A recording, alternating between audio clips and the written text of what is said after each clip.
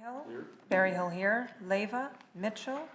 Mitchell here. Canella? DeLeon? Here. DeLeon here. We have a Okay, quorum. fantastic. We've established a quorum. We do have Senators Canella, our Vice Chair, as well as Ms. Leyva, will be here shortly. Let's go to some of the items that are on the agenda that are before us. We're going to go to file item number 2 through number 5. File item number 2. We do have a motion made by Ms. Mitchell. File item number 2 through 5. I will say, for it's on the record, I do have a lot of hesitancy with that is Mr. Jim Wonderman from San Francisco area.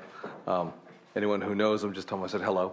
Generally, it's a little fun, but 2 through 5, and we have a motion by Ms. Mitchell. Madam Secretary, please call the roll. Senators Berryhill? Aye. Berryhill, aye. Leyva? Mitchell? Aye. Mitchell, aye. Canella? DeLeon? Aye. DeLeon, aye. Motion passes on a 3-0 vote. We will keep the roll open so the other members may add on. Let's go to file item number 1. We have Mr. Mark J. Farron, who's currently a member of the Cal ISO board. Mr. Farron, why don't you come on up?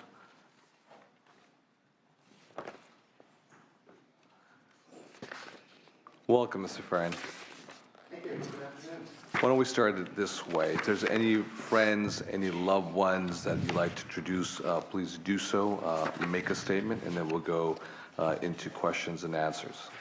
I don't have any.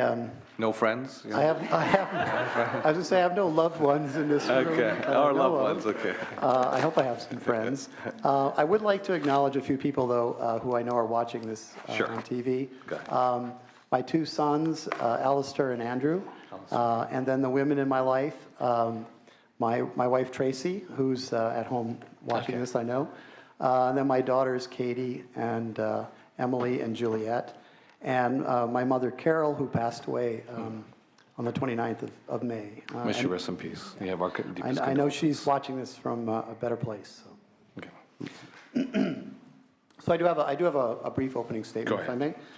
Mr. President, honorable members of the Senate Rules Committee, ladies and gentlemen, I am deeply honored to be here today. Thank you for considering my appointment to the board of the California Independent System Operator Corporation. California is making great progress on developing affordable, clean energy and a clear path to a sustainable future. This is thanks to the leadership of the legislature, and in particular, Senator DeLeon's vision in authoring and driving the passage of Senate Bill 350. The Cal ISO has a critical role to play in this clean energy future by ensuring the safe, reliable, and efficient operation of the high-voltage electrical grid and supporting wholesale markets. By advancing new technologies and innovative market products, the ISO is creating the new low-carbon grid of the future. The energy imbalance market, which began in November 2014, exemplifies this innovation.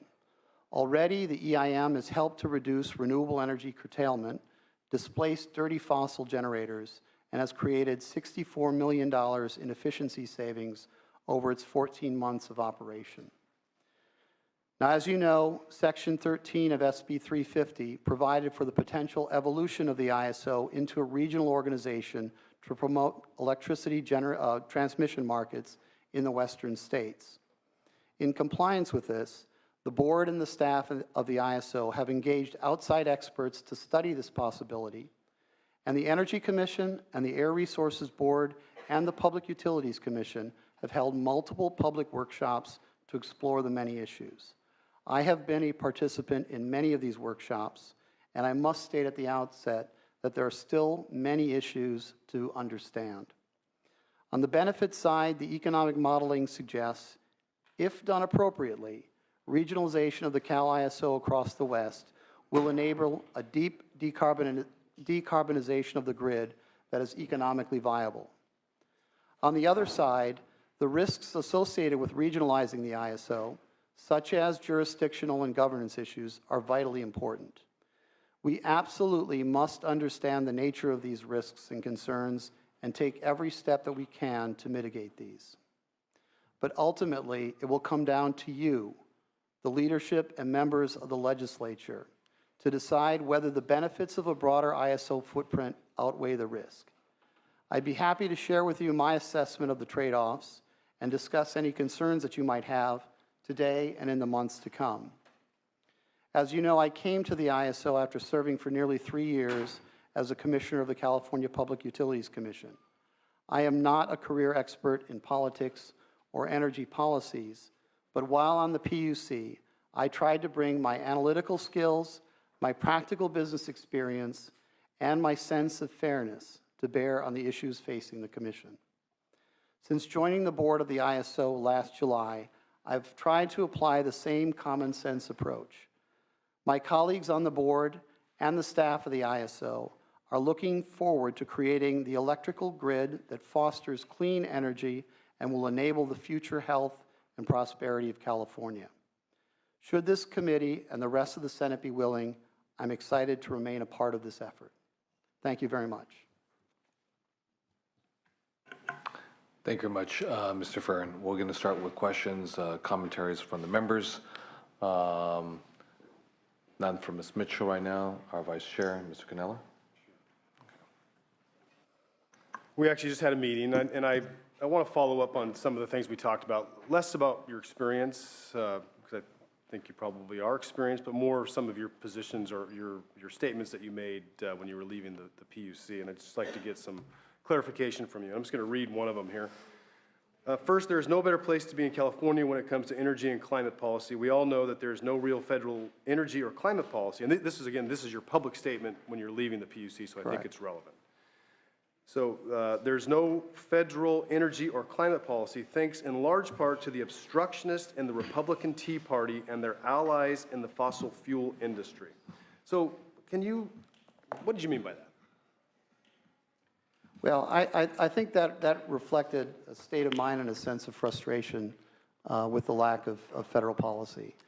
And perhaps it's unduly harsh and unfair to single out the Republicans for that. I think it is the case that there's been movement since that time, and undoubtedly it would be much easier for California to continue its progress towards clean energy if we had a federal policy. Yeah. So would you say that it's Congress's failure? It's not the Tea Party Republicans? Is that fair? I think that's a fair statement. Thank you. Okay. All right. And then another one, which again I think you're bashing everybody with this statement, but said we also have a legislature that by many measures is very inexperienced and yet considers itself expert in energy policy matters. Many of the more influential members and veteran staffers seem to display an open, almost knee-jerk hostility toward the CPUC. It's as if some legislators or their staff think that their reputations will be enhanced by slapping down the Commission's policy initiative. So that seems pretty hostile to the legislature. And as we talked about, again, I think we should give a backdrop. You had just got another diagnosis with cancer. You were that happened on a Friday. You were resigning at the next meeting. You wrote this on a Wednesday, so I'm sure there was emotions going. We've all said things that we regret. So first and foremost, do you regret saying those things? I wish I'd used different wording.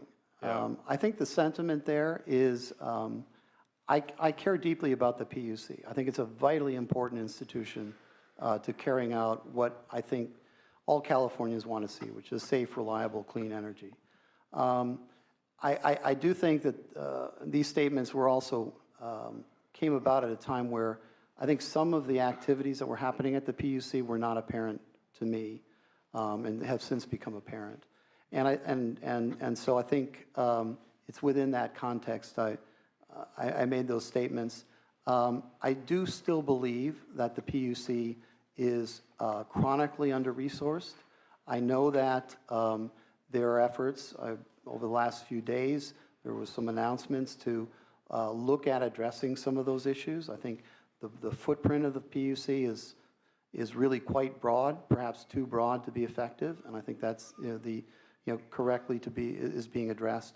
So it's really within that context that I made those comments. So do you think it'd be better if electrical engineers ran for the legislature and they were all stacked on the Energy Committee, or they're the ones that interacted with the PUC instead of lay people? I'm a civil engineer, Right. so I'm not an expert in the energy world, but I mean, Yeah, how can you be critical when we're just lay people doing the best that we can to govern California? And I certainly appreciate that more than anyone else. I'm not an expert in energy policy matters, and it's a very complicated subject, and it's a very steep learning curve. And I appreciate how difficult it is to come up that curve. So I do think some of my comments were perhaps unduly harsh.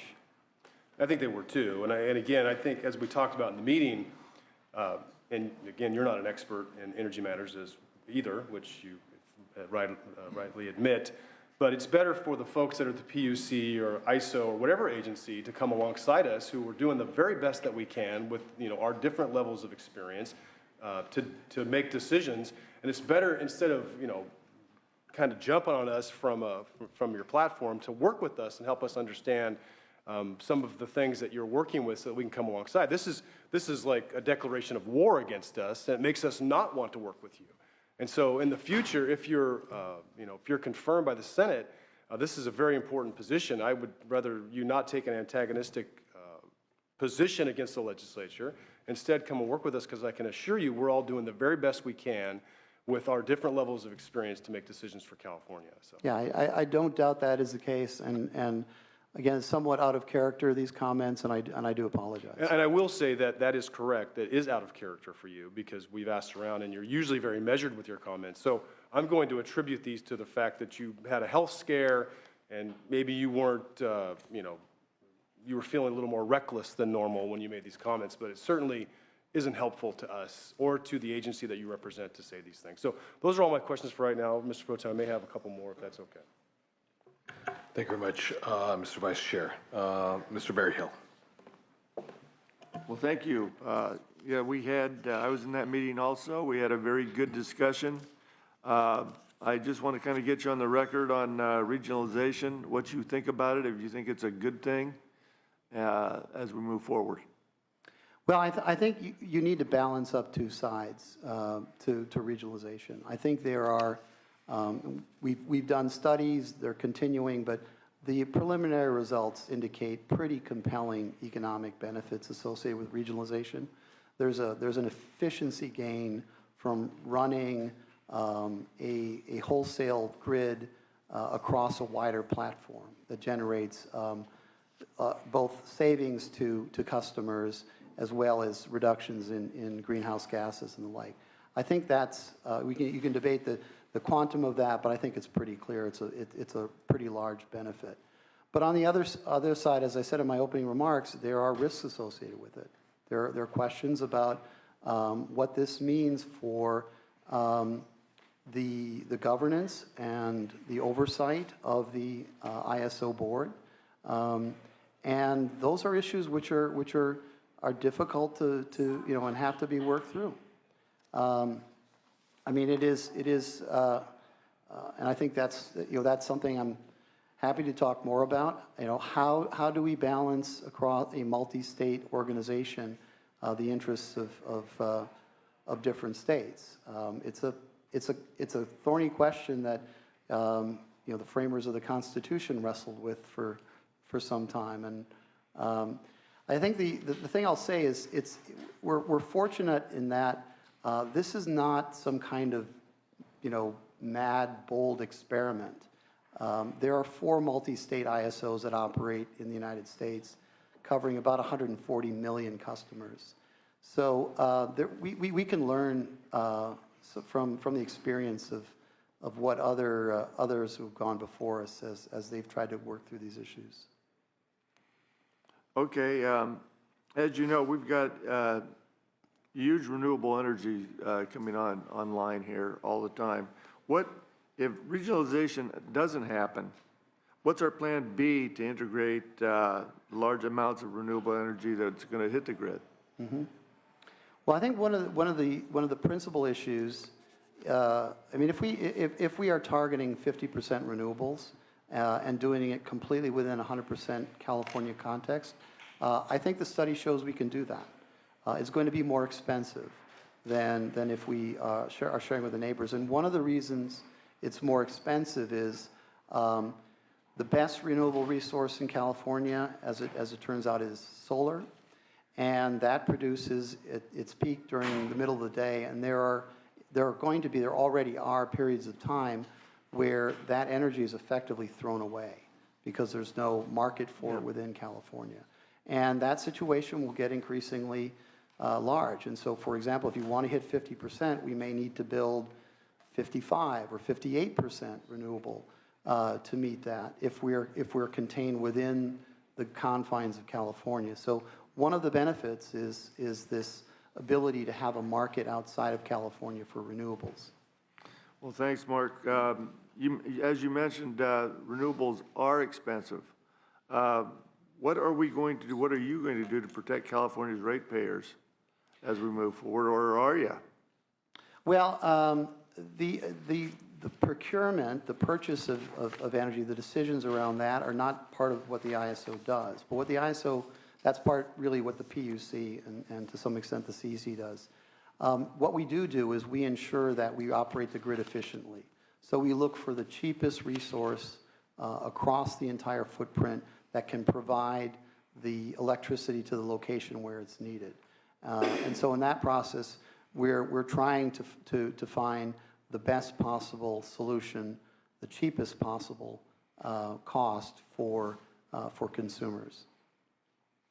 Okay, I want to get you on the record here too. We, as we mentioned in our meeting, I'm trying to figure out if you're a true environmentalist or a capitalist.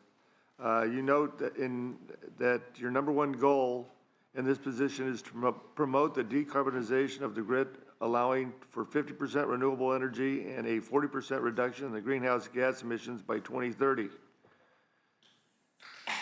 Now, is this your position as a board member or something you believe in personally? Because as we mentioned in that meeting, you've got a tremendous stock portfolio that has lots of energy stocks, and just a comment. Okay. Well, actually, I appreciated your meeting. You pointed out a couple of shares in my portfolio, which I will instruct my broker to sell immediately.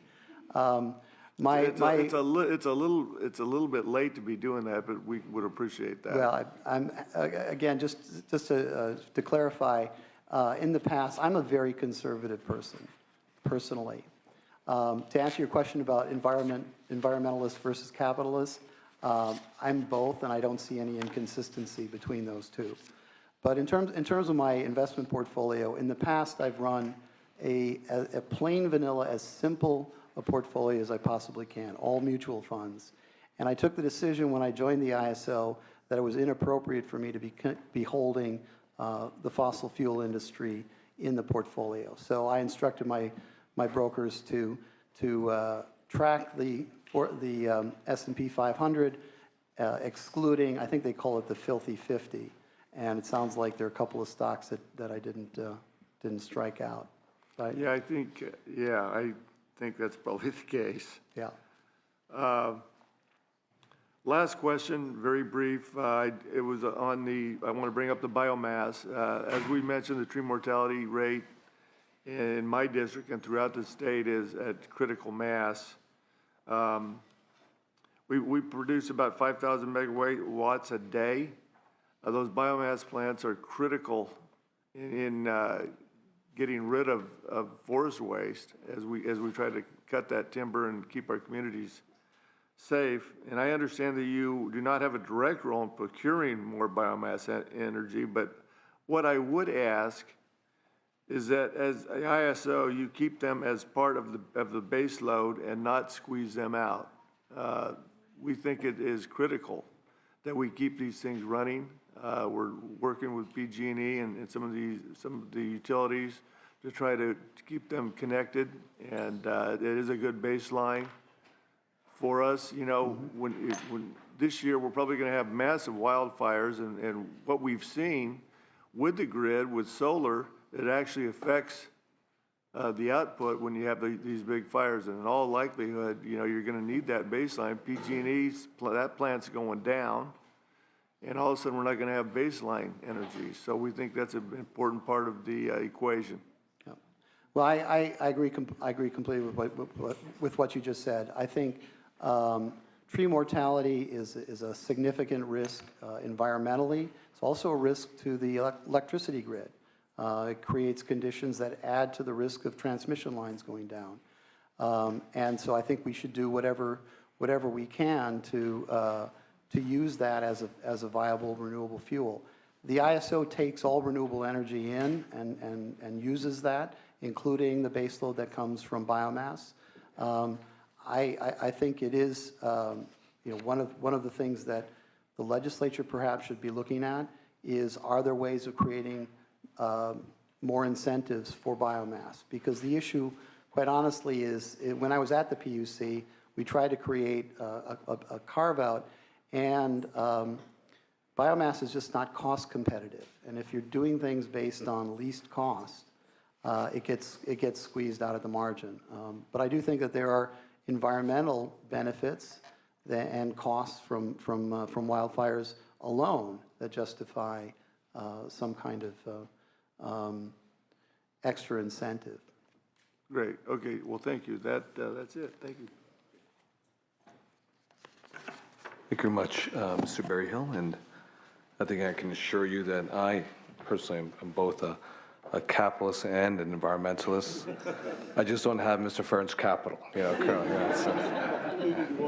Yeah, many of us don't, but it is what it is.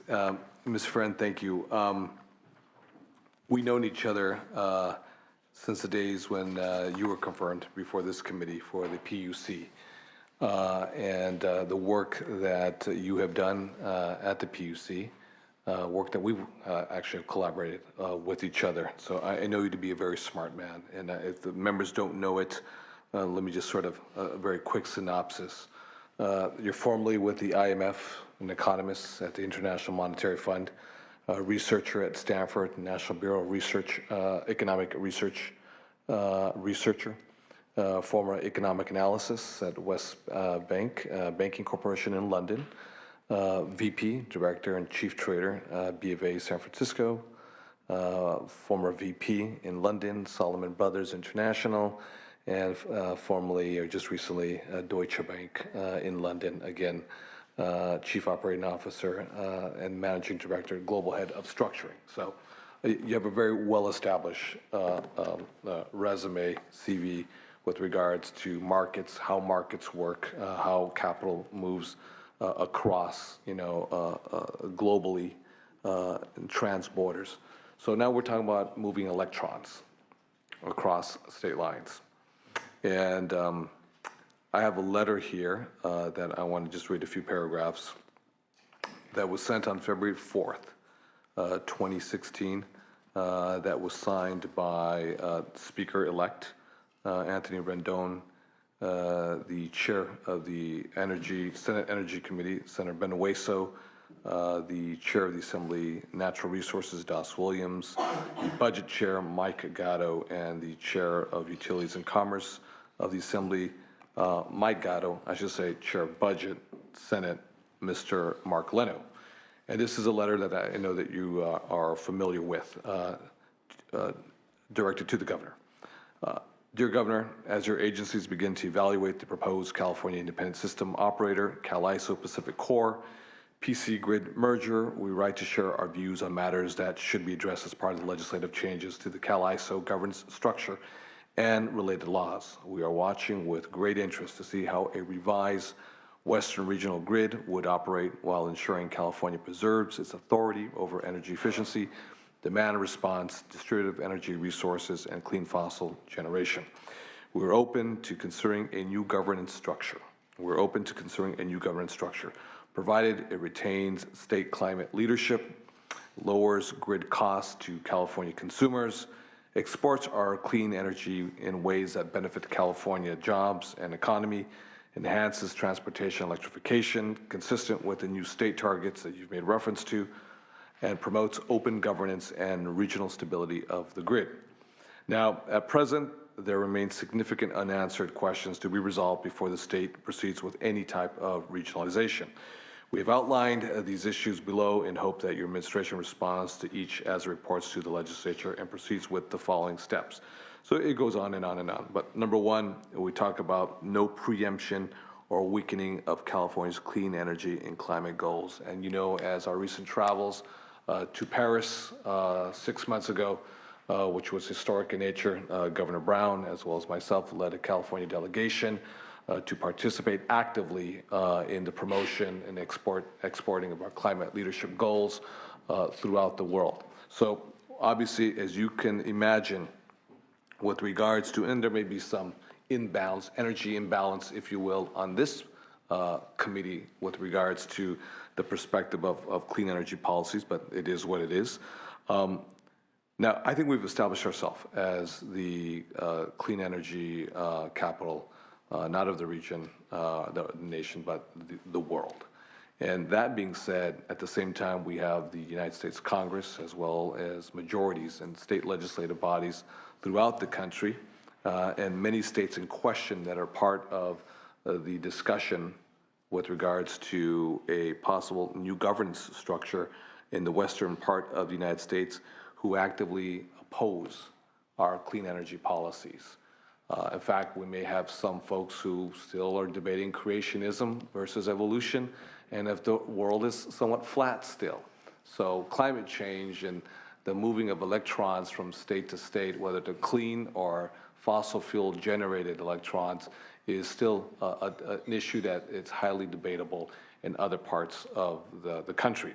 So that being said, let me open up the discussion with your thoughts, how we can actually reconcile our clean energy policies. We know it's a two-way highway. We don't know what we're going to get coming to us. We know what we'd like to send going to them. But how do we reconcile this when we have governors and state legislative bodies who don't believe what we believe in? Mm-hmm. That's a very good question. And I'll say, I agree with all the points made in the letter of February 4th and the points you just made now. I think that the challenge is the ISO operates the grid, but it doesn't procure, it doesn't buy what gets put No, I onto understand the that, grid. yeah. And it's important because this issue of preemption is really critical, because the Federal Power Act, and I'm not a lawyer, but it's pretty clear in my mind that the facilities for the generation of electricity is a preserve of the states. So that is, if California wants to have 50% renewable and another state wants to have 100% coal, it's within their purview to do that within those states. Now, likewise, within California, we have a cap and trade system, which folks in this room know much better than I do.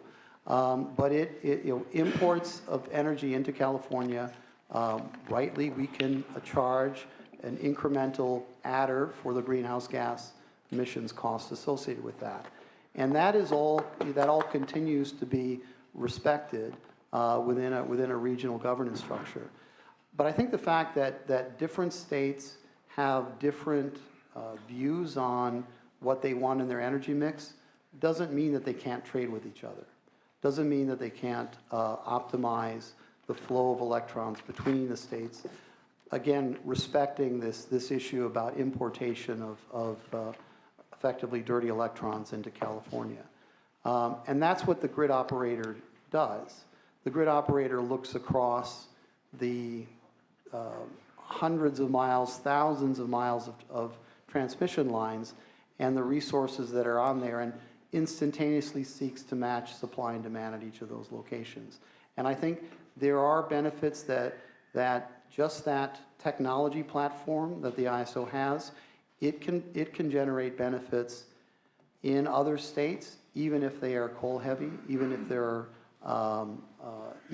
if it doesn't necessarily result in direct importation of electricity to California. It opens up, I think, a much more efficient and much broader footprint to operate in. But help me reconcile this then, because what you said, which is accurate, is that every other state has a right in their utility mix or portfolio to move forward with whatever percentage of the utility mix that they want. And if it's 100%, thermal coal, then so be it.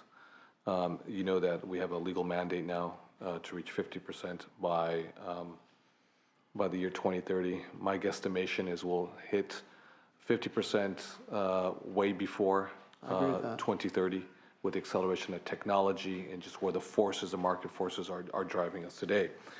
So if if state X wants to do 100% coal and they don't believe in our clean energy policies, then what is the purpose of the regionalization if with this two-way highway, we can't export our clean energy goals and we want to be certain that our climate change leadership is not being undermined in California with what they generate in their respective state. So give me an idea, what is the purpose in the regionalization? We want to lower costs, we want to lower greenhouse gases, but if other folks don't concur with our goals in terms of greenhouse gas emissions reductions, then explain to me what the objective is. Yeah. Well, actually, as Senator Berryhill set this up very nicely with the environmentalists versus capitalists. You might not necessarily agree in the benefits of green energy if you live in a coal-heavy state and you're dependent upon that, but economics do come into play, and that's one of the I think the big benefits here that we can see, and that is even an old coal plant that's been completely depreciated, so there's no more capital expense associated with it, has a cost of fuel. And it's on the margin, it can't compete with electricity that's generated from sun that has zero marginal cost of fuel. And we're in a situation now where we're already experiencing days where the price of energy, it's hard to explain, but the price of energy goes negative for periods of the day, meaning we will pay you to take the electricity. So that's a pretty compelling argument for capitalists who are in other states who are, even though they may be committed to their industry, if they think what's right for their ratepayers, they should be very open to receiving this electricity at low costs. So I do believe that in time, again, I don't believe the premise that renewable energy inherently is more expensive, because it isn't. It's now cost competitive with natural gas, which is the cheapest fossil fuel, and is getting cheaper all the time. And I do believe that if we open up markets over time, even if you were not concerned about greenhouse gases, the pure economics are going to drive the trade, and that kind of trade benefits really all parties. I think you're correct. I think, for the record, it does stand that the price of renewable energies is either at parity or below traditional fossil fuels. It's taken time to get there, but with economics, we're proving that, or it's being proved, that access to renewable sources economically helps with the bottom line. Let's go to, again, we're on the same issue with regards to the potential merger of the CAISO and PacifiCorp, PC. And specifically, one of the concerns, one of the real deep concerns that I know many members of the Senate, as well as the Assembly and the leadership of both houses, is the current portfolio of PacifiCorp, given that PacifiCorp is not a double-digit holder of hydroelectric and solar and wind and nuclear and some coal. I know that the largest municipal utility in the nation, which is LADWP, has some of the larger, relatively speaking, coal holdings in the state of California, specifically from Utah and elsewhere. But PacifiCorp also, their utility is, the natural gas is 14%. Their utility mix is 61% coal. 61% coal. So let's walk through this again, okay? Because I want to really get your insight on this. Again, they don't have in the lower double digits or in the high single digits, but their holdings are 61% coal. So going back to my original question, I'm deeply concerned. I'm deeply concerned about the governance structure with regards to the legislative bodies as well as the executive branch in other parts of the country. I'm deeply concerned that those legislative bodies don't have a Senate process like we do for confirmation. And in fact, they don't have a concept like a grid like CAISO, but rather they have PacifiCorp, which is privately held, with a very clear objective, which is your fiduciary responsibility at the end of the day are to your shareholders. They're not to your constituents, for service delivery.